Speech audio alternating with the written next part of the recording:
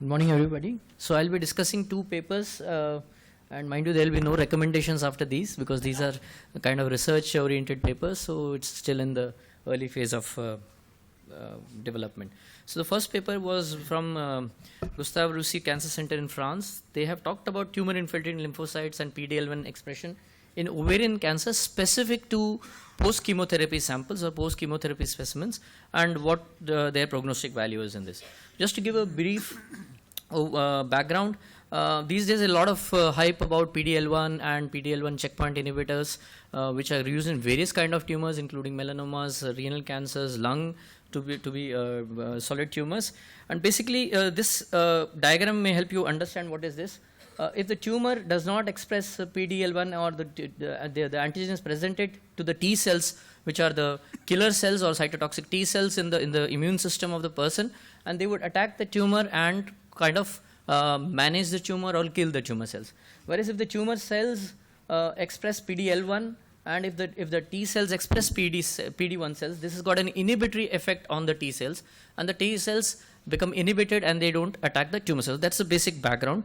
Another thing which you should know that this PD-L1 can also be present on the immune cells itself. So very high PD-L1 expression in the immune cells would itself be an inhibitory effect for the tumor to progress. So this is another diagram just to show that activated T cells would be able to kill the tumor cells in a normal setting, but if there are high expression of PD-L1 by the immune cells or the tumor cells, then the inhibition is the T cells are inactivated. So with this, they designed a study. They took ovarian cancer patients who were treated with neoadjuvant chemotherapy from 2002 to 14. They evaluated the stromal TILs, which are stromal T cells, tumor infiltrating lymphocytes, and they have semi-quantitatively quantified these tumor cells, and they have made cutoff for the analysis as high stromal T cells more than 50%, and they have also used PD-L1 antibody to mark the T cells in the tissue sections. So just a picture which I've taken from another article, which how they evaluated the T cells. They have evaluated the tumor infiltrating lymphocytes within the tumor and not beyond the tumor confines. They usually mark the area of the tumor cells, and they semi-quantitatively assess the presence of stromal T lymphocytes by dividing the number of immune cells by the total area of the stroma which is present. So that's why they give it as a percentage of the stroma in which the T cells are present. So this is again a little subjective kind of a thing. You can make out, some might feel it is 40% or 30%. And the criteria which they used for the change in stromal T cells was post versus pre neoadjuvant 10% increase. So the 10% is a very low value for actually assessing change if you want to discuss this paper out.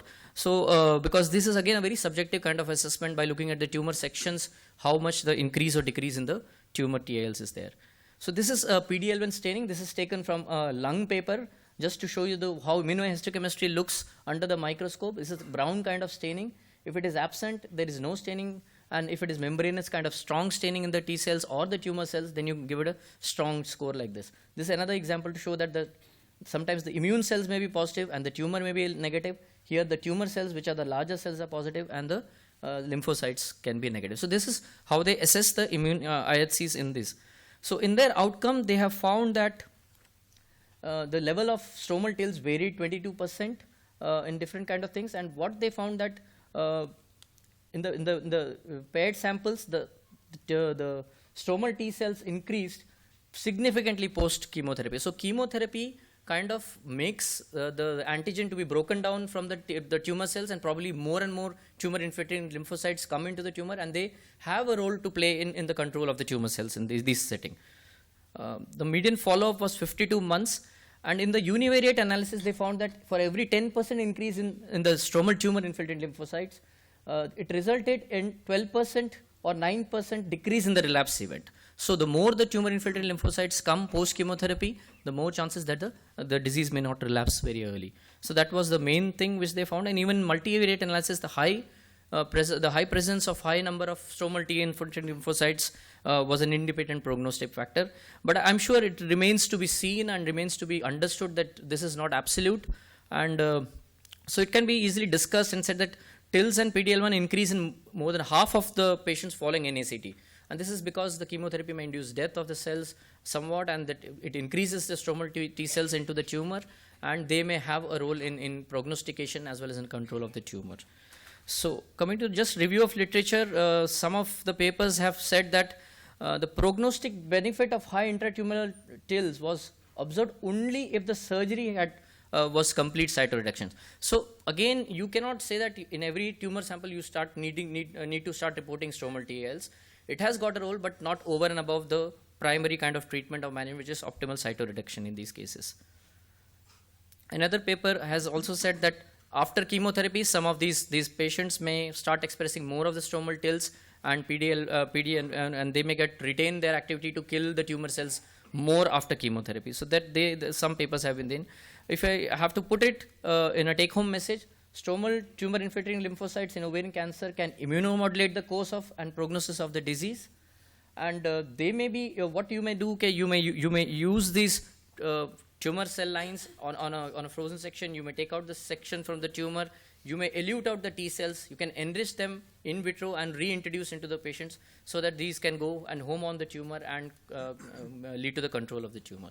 So this is some take-home message which is possible. People have been trying to do this adaptive immunity procedures in various tumors. They have found some good results in other tumors like melanoma and RCCs, but it needs to be seen on ovarian cancer whether this will be helpful.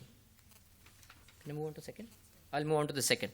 The second paper is again presented is by this group from NIPRATH from Switzerland, Basel Immunology Institute, and they have tried to separate out epithelial ovarian cancer and primary peritoneal carcinoma, which is rather a rare tumor in our setting, and they have molecularly tried to characterize whether these are different. So there has been long-term debate whether these cancers, like we know that ovarian cancers are type 1 and type 2. The type 2 are the high-grade cancers which arise from the fimbrial, and now it has been proven without doubt that most of the high-grade ovarian cancers are developed from the fimbrial end of cancer.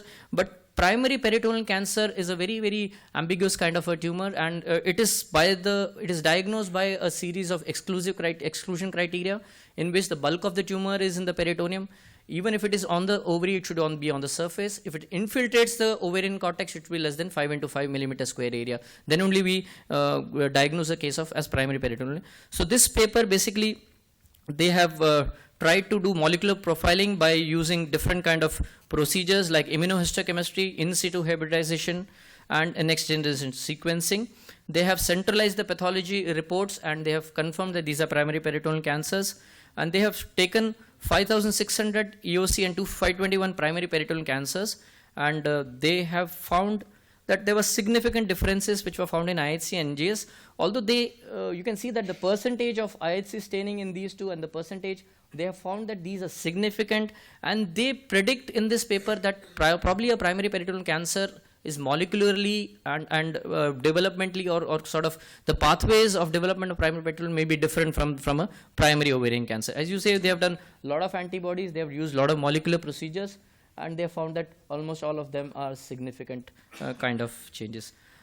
They have concluded in their paper that in most of that, a primary peritoneal cancer has more of TP53 loss compared to the primary ovarian cancer. But these needs to be seen. This is probably the first paper which has done such an extensive molecular analysis between epithelial ovarian cancer and primary peritoneal, and I really couldn't find much literature which was to actually support this kind of thing. I could just get some epidemiological studies which basically say that there are the risk factors for primary peritoneal cancer may be a little different in that if the date of last pregnancy is beyond 35 years, the chances of developing a primary peritoneal by hazard ratio and risk ratio is more compared to ovarian cancer.